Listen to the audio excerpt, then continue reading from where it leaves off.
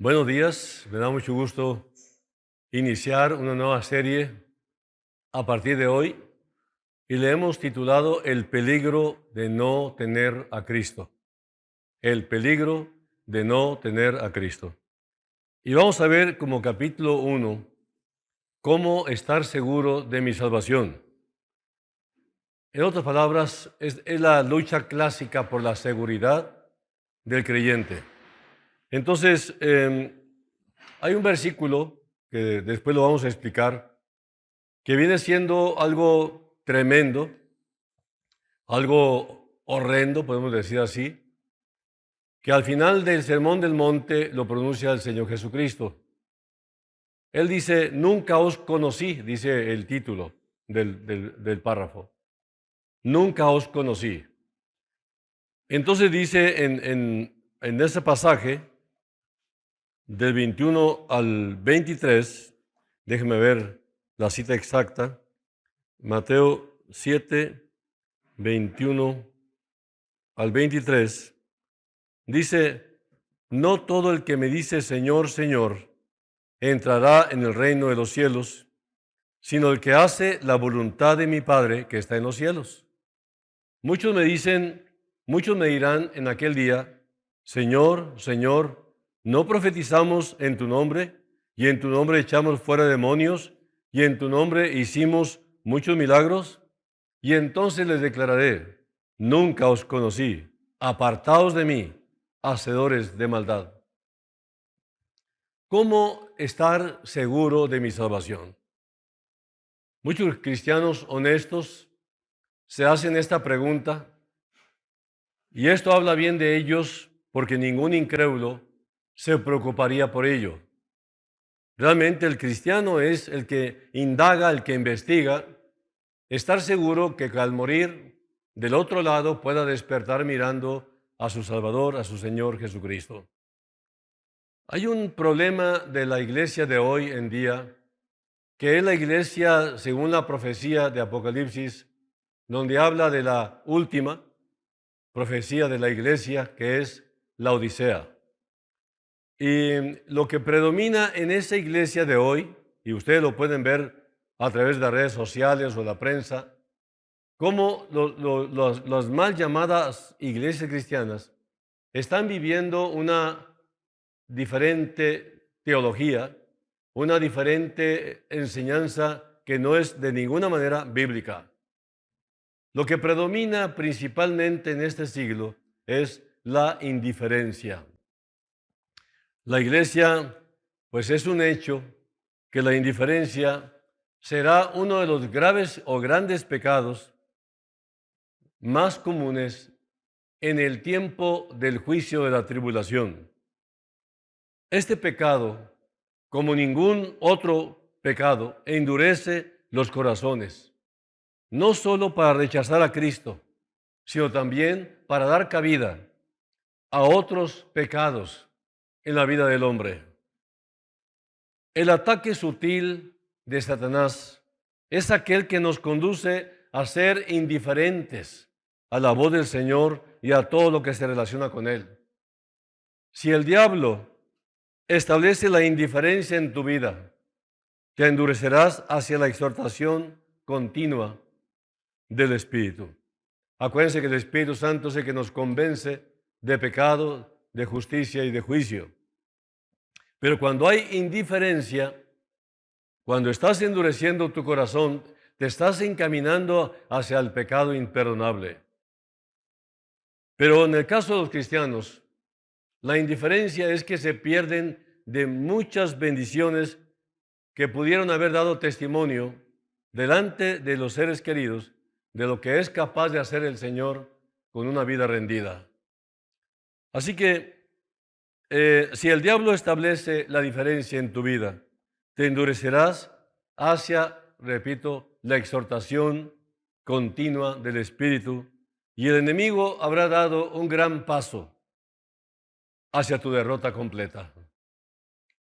Cuando esto pasa, tú puedes ver las necesidades, pero no puedes ver tu profunda necesidad de orar por ellas. Esto es indiferencia. Ves tus problemas y sufres por ellos, pero ya no te quebrantan. Has perdido toda sensibilidad. Y esto es indiferencia, repito. Eres impactado, pero ya no eres conmovido. Ya no buscas al Señor tal como lo indica el Espíritu Santo. Esta indiferencia te conduce a vivir pensando que es Dios quien debe hacer algo, cuando en realidad solo debes abandonar tu indiferencia. Puedes pasar años en esta condición y ver con tristeza cómo pierdes todo su brillo, tu brillo, cómo pierdes las estructuras en las que estabas fundamentado y acaban derrumbándose. Esta situación se arregla cuando tú das el paso de regresar arrepentido a Dios. Tú y yo no necesitamos ver más milagros. Necesitamos entregarnos. Necesitamos por fin obedecer. Los fariseos se cansaron de ver señales y sin embargo le pedían uno a Jesús, uno más, una señal más. Tú puedes caer en la misma trampa y estar esperando por algo que Dios ya se ha cansado de mostrarte, si podemos decir que se cansó. Jonás vio la gracia, pero su necedad fue mayor. Debemos atender con más cuidado a lo que Dios nos ha revelado. La gracia ha sido abundante en nuestras vidas, pero la indiferencia nos puede hacer completamente inútiles, como si nunca hubiéramos gustado la salvación y el perdón de Dios. Una salvación tan grande, dice en Hebreos 2, 1 al 4, de versículo 1 al 4. Por tanto, es necesario que con más diligencia atendamos a las cosas que hemos oído, no sea que nos deslicemos, porque si la palabra dicha por medio de los ángeles fue firme, y toda transgresión y desobediencia recibió justa retribución, ¿cómo escaparemos nosotros si descuidamos una salvación tan grande? La cual, habiendo sido anunciada primeramente por el Señor, nos fue confirmada por los que oyeron, testificando Dios juntamente con ellos, con señales y prodigios y diversos milagros y repartimientos del Espíritu Santo según su voluntad. Cuando das el paso de abandonar la indiferencia, es cuando vuelves a escuchar con claridad la voz del Espíritu, la cual no solamente te llama a la obediencia, sino también te mueve a la misma. La indiferencia conducirá a millones al infierno. Hoy, si la toleramos, nos hará perder nuestro testimonio, nuestro impacto y sobre todo el deseo de obedecer que produce el Espíritu Santo y del cual brota el gozo de vivir para Cristo. Esta entrega es lo que produce todo esto. Una entrega total, una entrega incondicional. Esa es la invitación a la que nos hace el Señor el llamado. Ven a Él. No te rindas ante el mundo, ríndete ante Él, ante Cristo. Y verás qué maravillas vas a empezar a experimentar. No debemos olvidar que viene el día en que todos los cristianos compareceremos ante el tribunal de Cristo. Y si seguiste los pasos de Lot, tú también serás víctima del juicio, y como aquel tendrás una gran pérdida. Esta expresión, pueblo mío, como se refiere la palabra, es una profunda revelación del amor que Dios tiene hacia sus hijos. Esto revela que el amor de Dios nos acepta totalmente, revela que somos su propiedad, somos suyos. Por eso nos llama mi pueblo, sin importar nuestros hechos. Haber aceptado a Cristo nos permitió ser aceptados totalmente por Dios. Y es de acuerdo a este amor como Él acepta a todos los que creyeron en Él. Hay que recordar que Él nos eligió, Él fue el que nos buscó primero, Él tomó la iniciativa y nosotros respondimos a ese llamado, porque muchos son llamados, son pocos los escogidos. Este amor no cambia. Y desde el momento en que creemos en Él, siempre será igual. Si esperas para disfrutarlo, te lamentarás de no haberlo conocido antes. Pero si vives en ese amor día tras día, gozarás esta aceptación y de los cuidados de Dios. He oído testimonio de personas que dicen: ¿cómo es que no conocía al Señor muchos años atrás? ¿Cuántos errores hubiera evitado? E inclusive, no me hubiera divorciado. Y muchas otras cosas lamentan porque no dieron su corazón al Señor en el tiempo de su juventud. Es un hecho que hay creyentes que cambiaron sus recompensas eternas por situaciones temporales, pero nunca cambiarán el amor de Dios. Dios a todo nos trata por igual, pero no todos van a recibir lo mismo porque no todos obedecen. Es claro que no arreglar las cosas de las cuales somos conscientes es lo que está trayendo pérdidas actuales de gozo y bendición, pero también puede provocar la pérdida de las cosas eternas que Dios en su amor planeó para nuestra vida. Esto de perder la relación con Dios provoca no solamente inseguridad, sino mucho temor a morir, porque nos hemos enamorado del mundo. No hemos perdido el amor al mundo y esto nos produce temor a la muerte. ¿Por qué? Porque estamos aferrados al mundo en lugar de apuntar hacia adelante, hacia donde está el Señor. Si vivimos por ese amor, si confiamos en Él, Dios podrá traer a nuestras vidas todo lo que su amor planeó para nosotros. Si permitimos que el orgullo crezca, su amor no cambiará, pero nosotros nunca disfrutaremos de ese amor que Él tiene y de todo lo que planeó en su amor. Es un hecho que nosotros no veremos un juicio como el de Babilonia, como el de Sodoma, pero podríamos experimentar una tragedia peor, ahí mismo, en el tribunal de Cristo, que es el juicio para los creyentes. No está en juego la salvación eterna, no, sino tenemos que dar cuenta de cuántas cosas hicimos en el mundo, mientras estábamos en el mundo. Dice 2 Corintios 5:10, porque es necesario que todos nosotros comparezcamos ante el tribunal de Cristo, para que cada uno reciba según lo que haya hecho mientras estaba en el cuerpo, sea bueno o sea malo. Esto es un aviso de lo que puede pasar a los creyentes en el tribunal de Cristo, porque ese día va a haber un juicio sobre nuestros pecados, sobre nuestro servicio y nuestro tiempo invertido para Dios y la actitud de nuestro corazón.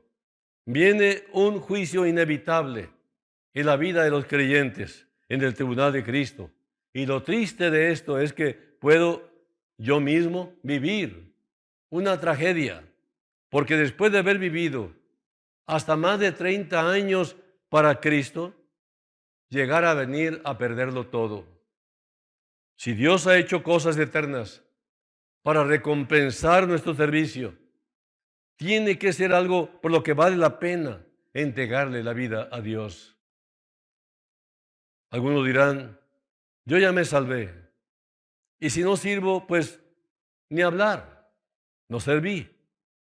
Y esta es una actitud de indiferencia y de no me importa lo que Dios haya hecho por mí. Dice la palabra en 1 Corintios 3:13, la obra de cada uno se hará manifiesta, porque el día la declarará, pues por el fuego será revelada, y la obra de cada uno, cual sea, el fuego la probará. Habrá creyentes que llegarán al tribunal de Cristo y ahí se darán cuenta de lo que no quisieron arreglar en sus vidas. Si hay algo que tengo que arreglar, nada es más absurdo que lo posponga, porque finalmente lo voy a hacer. Si lo enfrento ahora, voy a recibir recompensa, y si no, en el tribunal de Cristo será evidente y sufriré pérdida y me alejaré de ahí completamente avergonzado. Este pasaje con el que inicié esta reflexión, que está en el Nuevo Testamento, que yo creo que es uno de los más temibles de la Biblia, proviene de los labios de Jesús mismo al final del Sermón del Monte. Tendemos a pensar que el Sermón del Monte es una proclamación positiva de parte de nuestro Señor, pues empieza hablando de las bienaventuranzas, pero a menudo pasamos por alto el clímax de su sermón, donde Jesús dice: no todo el que me dice Señor, Señor. Qué tremendo, qué situación tan difícil. Jesús nos da un adelanto del juicio final. Nos da un adelanto y Él dice que la gente vendrá a Él y se van a dirigir a Él con términos íntimos: Señor. Y ellos le dirán a Jesús: Señor, hicimos muchas maravillas en tu nombre. Te servimos, predicamos en tu nombre, expulsamos demonios, todo eso hicimos. Jesús dice: me dirigiré a estas personas y les diré: por favor, váyanse. No solo les dirá: no los conozco, sino también: jamás os conocí. Los que practicáis la iniquidad no son míos. Lo que resulta particularmente impactante de esta advertencia aterradora es que Jesús comienza diciendo: no todo el que me dice Señor, Señor, entrará en el reino de los cielos. Luego repite esta idea diciendo: muchos me dirán en aquel día, Señor, Señor. Como ustedes ven, la indiferencia cobrará la factura tarde o temprano, porque la gente se acostumbró a la asistencia religiosa, o como se dice vulgarmente, cumplir con misa. Realmente eso no engaña a Dios, no engaña ni a los ángeles.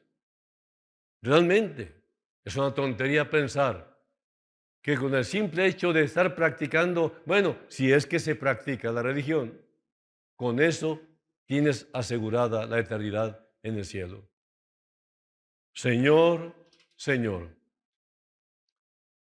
En toda la Escritura hay solo unos 15 casos en los que alguien se dirige a otra persona repitiendo su nombre. ¿Qué significa esto? ¿Por qué se repite el nombre 2 veces? Bueno, voy a mencionar algunos de ellos. Abraham, en el monte Moriah, estaba listo para enterrar el cuchillo en el pecho de su hijo Isaac, y Dios intervino en el último instante diciéndole por medio del ángel del Señor: Abraham, Abraham. Lo dijo 2 veces. No extiendas tu mano contra el muchacho. Esto está en Génesis 22, 11 y 12. Y luego Jacob tenía miedo de descender a Egipto, y Dios vino para animarlo y le dijo: Jacob, Jacob. Génesis 46, 2. Le dijo 2 veces su nombre, como lo hizo con Abraham. Y ahora también con Moisés. Dios le habló a Moisés desde la zarza ardiente en el monte Horeb, diciendo: Moisés, Moisés. Éxodo 3, 4. Dios llamó también al joven Samuel en medio de la noche diciendo: Samuel, Samuel. 1 Samuel 3, 10. Jesús, cuando reprendió a Marta en Betania, le dijo: Marta, Marta. Lucas 10, 41. Jesús se lamentó por la ciudad de Jerusalén y clamó: Jerusalén, Jerusalén, que matas a los profetas y apedreas a los que te son enviados. ¿Cuántas veces quise juntar a tus hijos como junta la gallina a sus pollitos debajo de sus alas y no quisiste? Lucas 13, 34. Pedro dijo que sería fuerte en cualquier circunstancia y Jesús le dijo: Simón, Simón, mira que Satanás os ha reclamado para zarandearos como a trigo. Lucas 22, 31. Jesús confrontó a Saulo en el camino a Damasco diciendo: Saulo, Saulo, ¿por qué me persigues? Hechos 9, 4. Tal vez el ejemplo más emotivo de esta repetición en la Escritura se encuentra en el grito de Jesús desde la cruz. Dios mío, ¿por qué me has abandonado? ¿Por qué me has desamparado? Jesús lo dijo, Mateo 27:46.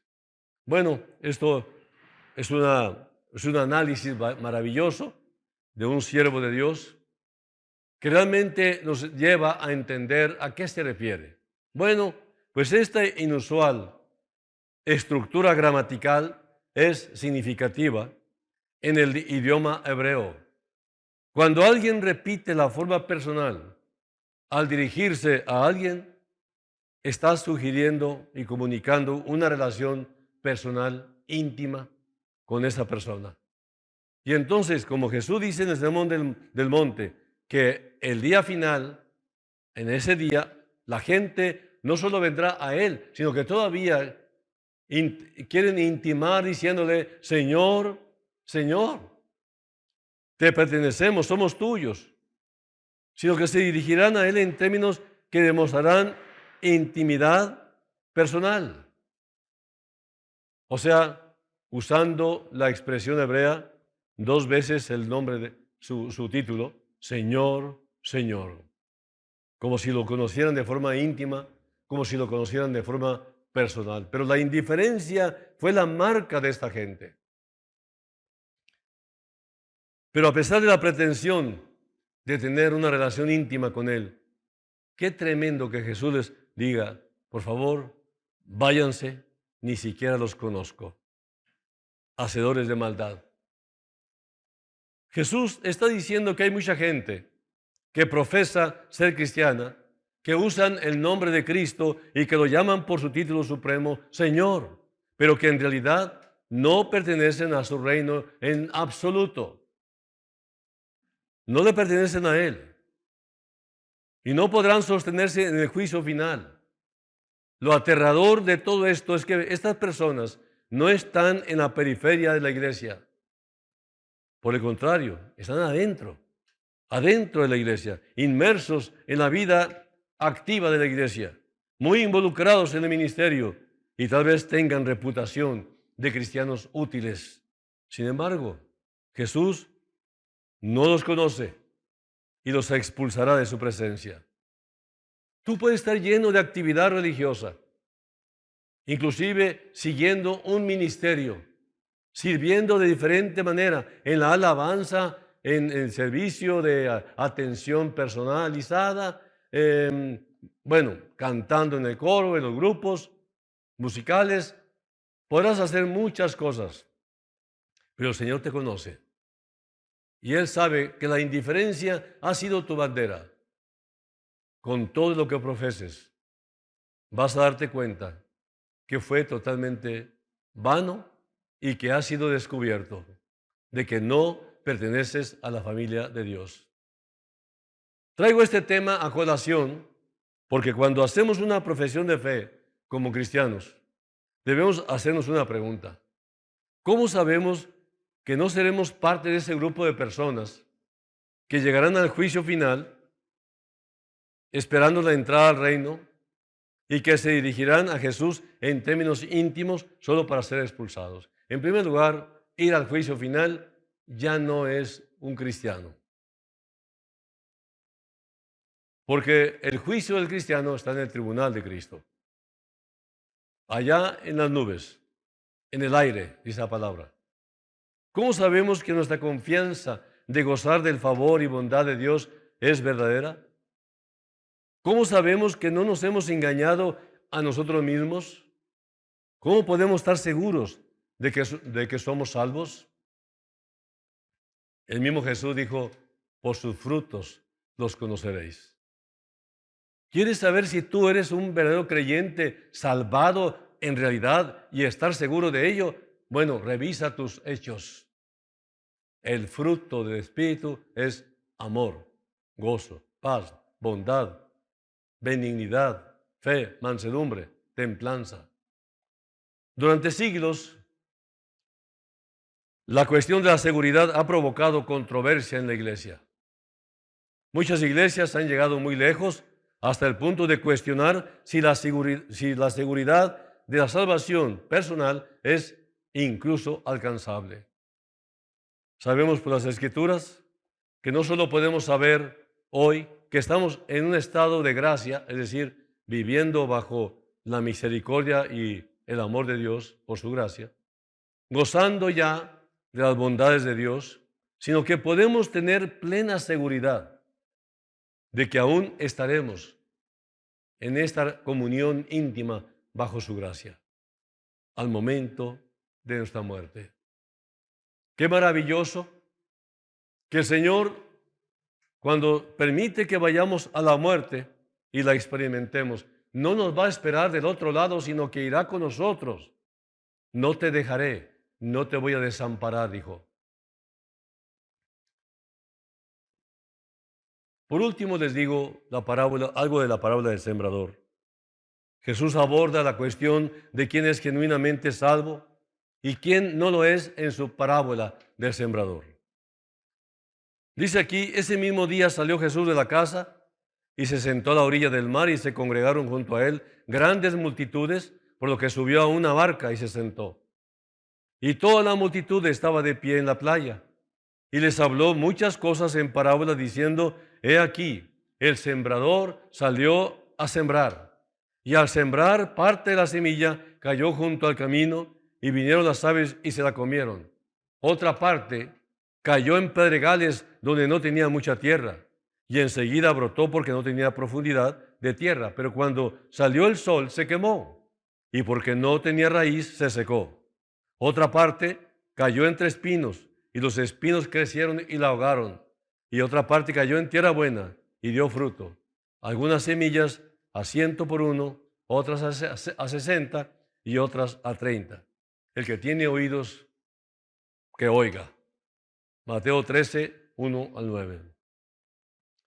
Es importante notar que el contexto de esta famosa parábola, justo antes de ella, alguien le dijo a Jesús, he aquí tu madre y tus hermanos están afuera deseando hablar contigo. Mateo 12, 47. Y en el 48 Jesús responde, ¿quién es mi madre? ¿Y quiénes son mis hermanos? Y entonces dice en el 49 y 50, entonces señalando a sus discípulos dijo, he aquí mi madre y mis hermanos, porque cualquiera que hace la voluntad de mi Padre que está en los cielos, ese es mi hermano y mi hermana y mi madre. Repito la cita, los que les interese. Mateo 12, 47 a 50.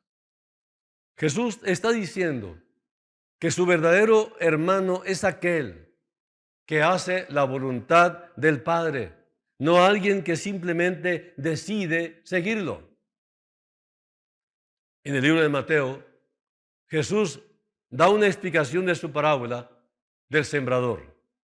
Esta es una de las pocas ocasiones en los relatos del Evangelio en que se nos da una explicación de una parábola. Mateo 13, 18, 19, Jesús comienza su explicación diciendo, vosotros pues escuchar la parábola del sembrador. A todo el que oye la palabra del reino y no la entiende, el maligno viene, arrebata lo que fue sembrado en su corazón. Este es aquel en que se sembró la semilla junto al camino. El primer grupo que habla esta parábola está representado por la semilla que cae junto al camino. Cualquier semilla que caía sobre un camino o una senda no terminaba labrada. Al permanecer sobre el camino endurecido, la semilla no tenía forma de echar raíces y era devorada por los pájaros fácilmente. Jesús compara a los pájaros con Satanás. Muchas personas son como esa semilla. Escuchan la predicación del Evangelio, pero este no produce ningún impacto en ellos. No echa raíces en sus vidas. Mateo 13, 20 a 21, continúa el Señor Jesús diciendo, y aquel en que se sembró la semilla en pedregales, ese es el que oye la palabra y enseguida la recibe con gozo, pero no tiene raíz profunda en sí mismo, sino que solo es temporal Y cuando por causa de la palabra viene la aflicción o la persecución, enseguida tropieza y cae. Es un hecho establecido que muchos de aquellos que pasan al frente en un encuentro evangelístico, en una campaña evangelística, pronto abandonan totalmente su compromiso. Sus respuestas impulsivas suelen carecer de fundamento. Pero, ¿cómo se mide una realidad espiritual? Pues cualquiera que haya estado involucrado en evangelismo sabe que no podemos ver el corazón de manera tal que lo mejor que se puede hacer pues es contar el número de decisiones que hace la gente. Pero Jesús nos advierte sobre esto en la parábola del sembrador, cuando dice que mucha gente oye el evangelio con gozo, pero no persevera en la fe. Y este segundo tipo de semilla cae en terreno pedregoso, un suelo tan delgado en donde la semilla no puede echar raíces. Y en cuanto sale el sol, los brotes comienzan a marchitarse. Y el resultado es que se muere finalmente y jamás produjo fruto. Jesús nos dice que estas personas se apartan a causa de las tribulaciones y persecuciones que inevitablemente surgen en el camino de la fe. En su explicación del tercer tipo de semilla, Jesús dice en Mateo 13:22, y aquel en que se sembró la semilla entre espinos. Este es el que oye la palabra, más las preocupaciones del mundo y el engaño de las riquezas ahogan la palabra y se queda sin fruto. Esta semilla representa una categoría de personas que también escuchan y reciben la palabra, pero se abruman con los afanes de este mundo. Al igual que los espinos, los afanes mundanos ahogan la palabra. Y por último, Jesús dijo en Mateo 13:23, pero aquel en quien se sembró la semilla, en tierra buena, este es el que oye la palabra y la entiende, este sí da fruto. Es bastante claro entonces que hay muchos que responden al mensaje del Evangelio con gozo, pero que finalmente no perseveran en la fe. No todos los que oyen la palabra de Dios son salvos. Y lo mismo es cierto con muchos que responden a ella al comienzo. Los que son genuinamente salvos son los que demuestran ser hacedores de la palabra, no tan solamente oidores, sino hacedores de la palabra. Cuando la semilla echa raíz y crece, hay fruto. Pero seguimos con el término de la indiferencia. Todo creyente que no quiere comer la palabra no va a crecer, no tendrá fruto nunca. Pero él se ostenta como cristiano y todos los demás que lo rodeamos, lo dudamos. Se puede ofender porque lo dudamos, pero en lugar de ofenderse, debería preocuparse porque hay dudas respecto de que va al cielo.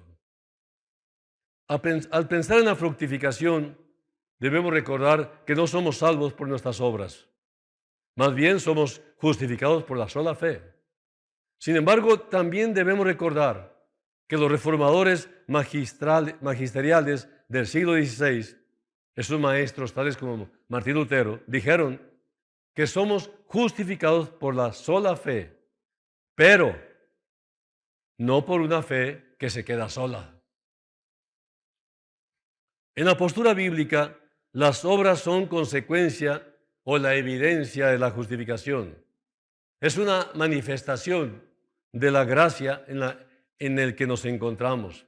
De esta forma, las obras no añaden más, es decir, nada a la justificación, sino es la evidencia, es el fruto de que verdaderamente eres cristiano. Si no hay fruto, si no hay obras hechas a partir de tu vida en Cristo, ponte a dudar que seas realmente salvo, que seas realmente cristiano. Dice Santiago 2:18, pero alguno dirá, tú tienes fe, yo tengo obras. Muéstrame tu fe sin tus obras y yo te mostraré mi fe por mis obras. Las únicas obras de justicia que sirven para justificar a un pecador son las obras de Cristo. Entonces, cuando decimos que somos justificados por la sola fe, queremos decir que somos justificados solo por Cristo, por sus obras. Nuestras obras no cuentan para nuestra justificación. Algunos dirán, supongo que eso significa que no necesito producir fruto. No necesito presentar ninguna manifestación de justicia porque soy salvo por la fe. Pero recuerda que es la fe, solo la fe, por la gracia, que justifica. Como nos dice Santiago en su epístola, en Santiago 2:26, que dice, porque como el cuerpo sin espíritu está muerto, así también la fe sin obras está muerta. Y también, como argumentó Lutero, no es una fe muerta, es una fides viva, es decir, una fe viva, una fe vital. La verdadera fe que nos conecta a Cristo siempre se manifiesta a sí mismo con obras. Y si no hay obras al lado derecho de la ecuación, eso nos dice que no hay fe al lado izquierdo de la ecuación. Es triste decirlo, pero si no hay fe realmente en el lado donde habremos de adquirir estos frutos, entonces del otro lado no tenemos resultados. Así que la fe nos une a Cristo. Y si nuestra fe es auténtica, nunca llegaremos al día final diciendo, Señor, Señor, solo para escuchar de decir que somos de aquellos que practican la iniquidad. No, tendremos frutos que demuestran nuestra fe que es real. La cantidad de fruto que producen los cristianos es variable. Jesús dice que la buena semilla puede producir uno a 100, otro a 60 y otro a 30. Mateo 13:23. Algunos cristianos verdaderos no son tan fructíferos como otros, pero cada creyente verdadero produce algún fruto. Si no es así, no es un creyente genuino. Es por eso, por lo que Jesús dice, por sus frutos los conoceréis. Mateo 7:16. No por su profesión de fe, no porque lo esté diciendo, sino porque tiene fruto. No entramos al reino porque tenemos una decisión. Pasamos al altar, levantamos la mano, firmamos una tarjetita de decisión. Entramos al reino porque hay verdadera fe en nuestro corazón. No hay nada indebido en las profesiones públicas de fe. Ellas se deben hacer. Todo el que está justificado está llamado a profesar esa fe públicamente. Todo cristiano está llamado a confesar a Cristo ante los demás. Y el problema surge cuando hacemos de la profesión de fe la prueba decisiva de nuestra conversión. Después de todo, Jesús habla de personas que lo honran de labios mientras sus corazones están lejos de Él. Nadie ha sido justificado jamás por una profesión de fe. Mateo 15:8 dice, este pueblo de labios me honra, mas su corazón está lejos de mí. Entonces, ¿significa esto que la forma más fácil de resolver el problema de la seguridad, de la salvación, es examinando el fruto de nuestra vida para determinar si es consciente en reflejar una profesión de fe? Hay un lugar definido para la examinación personal en la vida cristiana. Y ya hablaremos más adelante de esto. Sin embargo, ninguno de nosotros vive en total conformidad con lo que afirmamos creer.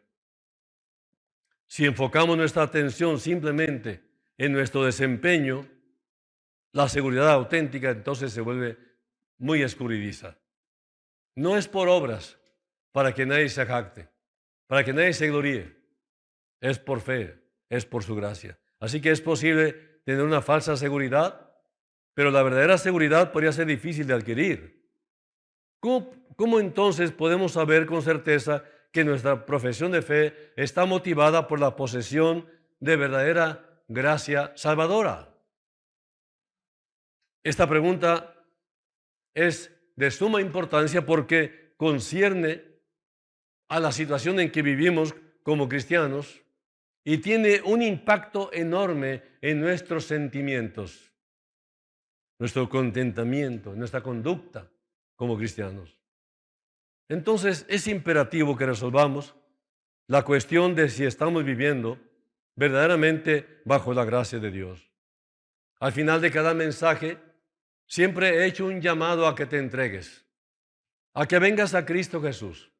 Pero también dan un llamado a los que profesan ser cristianos, pero que no tienen fruto, pero que no han manifestado ningún compromiso, sino que se mantienen en la indiferencia. Les hago este llamado. Es alarmante llamado. Viene el día y viene pronto en que habremos de comparecer ante el Señor.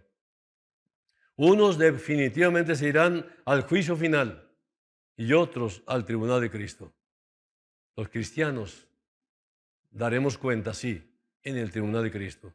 No perderemos la salvación porque es eterna, es un regalo. Pero aquellos que no fueron creyentes verdaderos van a descubrir que no estarán ahí, estarán en el juicio final. Señor, bendícenos.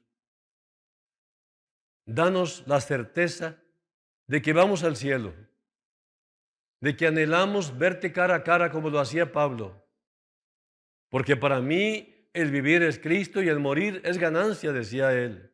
Inclusive se atrevió a decir, prefiero morir para estar con mi Señor. Entonces, la razón por la que vivimos y que estamos seguros de que somos salvos y somos útiles es que hay almas que salvar. Este es el objetivo principal, es la cosa de mayor importancia, ganar las almas para llevarlas a Cristo. Gracias, Dios, por escucharnos siempre. Bendice esta congregación y bendice a todos sus familiares y toda la gente que representan, que proyecten este mensaje por todas las redes sociales para que alcancen a una gran multitud para Cristo. Te lo ruego, Señor, en tu nombre. Amén. Dice la palabra que cuando salvamos un alma, cuando llevamos a los pies de Cristo un alma, el que se goza es Jesucristo por cada pecador que se arrepiente. Que Dios los bendiga. Hasta luego.